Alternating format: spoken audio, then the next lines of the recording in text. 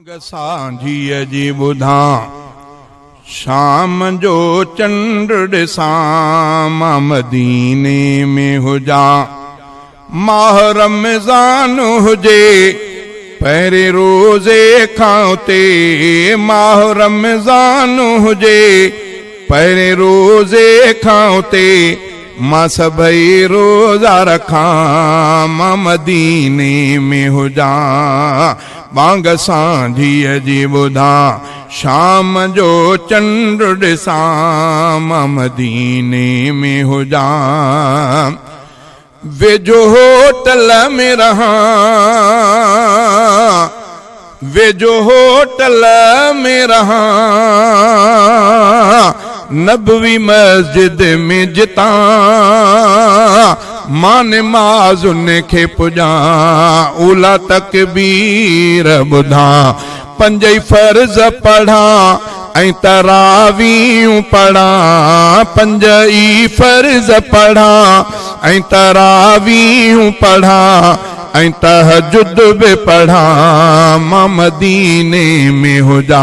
बांग सांझीअ जी ॿुधा शाम जो चंड ॾिसां मां मदीने में हुजा।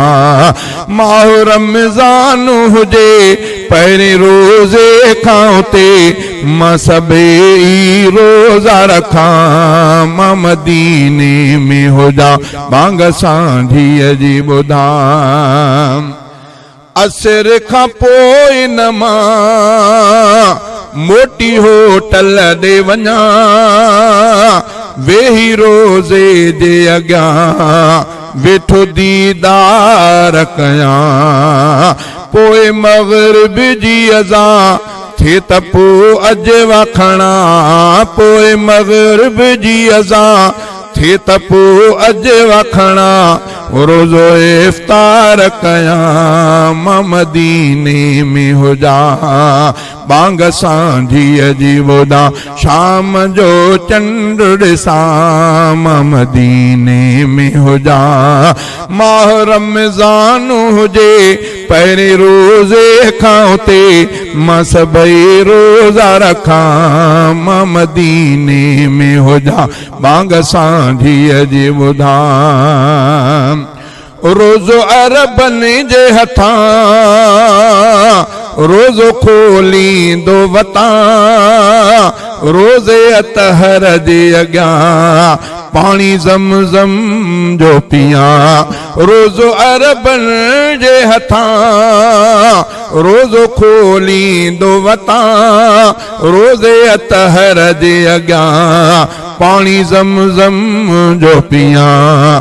ऐं वरी रोज़ो ॾिसां मां ठरां ख़ूब ठरां, ऐं वरी रोज़ो ॾिसां मां ठरां ख़ूब ठरां, मां ठरां ख़ूब ठरां मां मदीने में हुजा।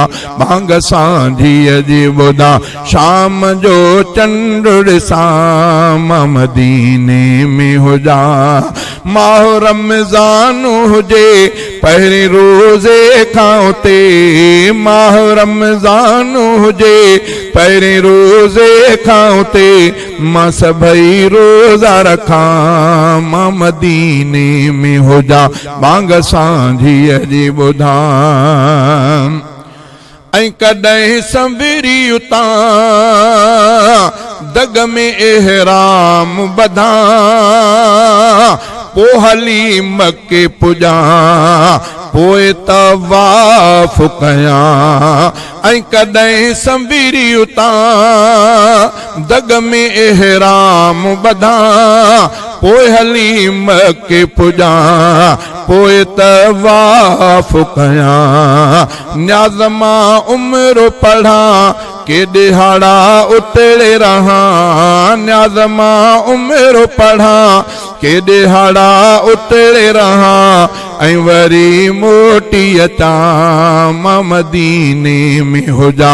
बांग सांझीअ जी ॿुधा शाम जो चंड ॾिसां मां मदीने में हुजा।